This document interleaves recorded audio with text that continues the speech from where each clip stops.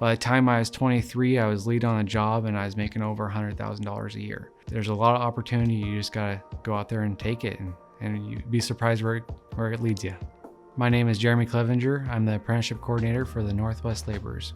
Back in 2012, I was a senior in high school, and honestly, I didn't do too well in high school. I barely graduated with a 1.75 GPA, but I really enjoyed working with my hands. So after high school, I found out that there was opportunity in apprenticeship that utilized the idea of going out and working and learning on the job while making money at the same time, and it seemed like the perfect fit for me.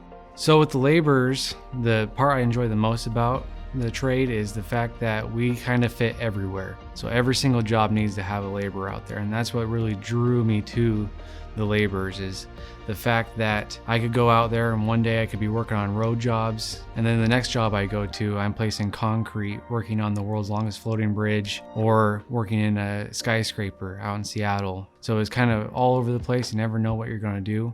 It was really a good time for me. I just loved learning more and understanding construction better.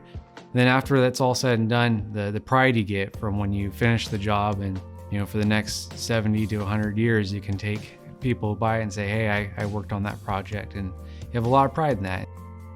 So to become a laborer, there are a few things you have to do. So you need to first be 18 years of age or older. You have to have a valid driver's license. You have to have proof of education showing you completed at least the 10th grade. You need to be able to pass a drug test, including marijuana. And then you gotta be physically able to do the type of work that we do as laborers. Other than that, the process of getting into the program, what you need to do is first you have to attend an orientation. So getting into an orientation can vary from hall to hall, but you would have to just go to your nearest hall depending on where your location is. Ask them when the next orientation will be and how you can attend. To attend the orientations, you will be required to bring in documentation. You can bring in, first off, mandatory photocopy of a valid driver's license. You need to bring in a photocopy of your proof of education showing that you completed at least the 10th grade. The other things you can bring in for extra credit would be photocopies of work history in the form of official documents of check stubs or W-2s. We allow you to go back 6 years on that. And then photocopies of any certs that you may have, like flaggers, first aid, CPR, welding. Unfortunately enough, apprenticeships, not everyone applies, everyone gets in kind of thing. So you're going to definitely want to make your application as valuable as possible. So all those extra credit things help out tremendously. And then after that, once you attend the orientation, you'll have finalized your application process. Then at that point, you'll be subject to be called for an interview.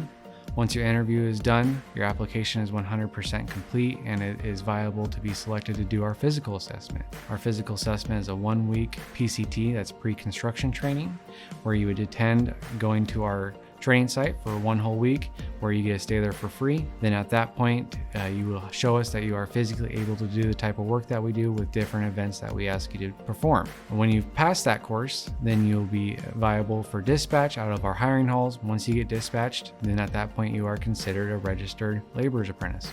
We do constant enrollment, so every single month we are bringing in new applicants.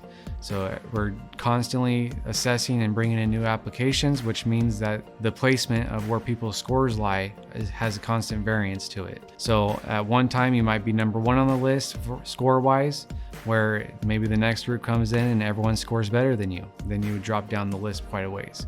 Every single month you have to send in a still interested letter. If you send in still interested letters for a year, I'd recommend reapplying and try to better your interviews, maybe bring in some more work history. Beyond that, if you haven't done a pre-apprenticeship, I would recommend maybe going in and trying to get into a pre-apprenticeship.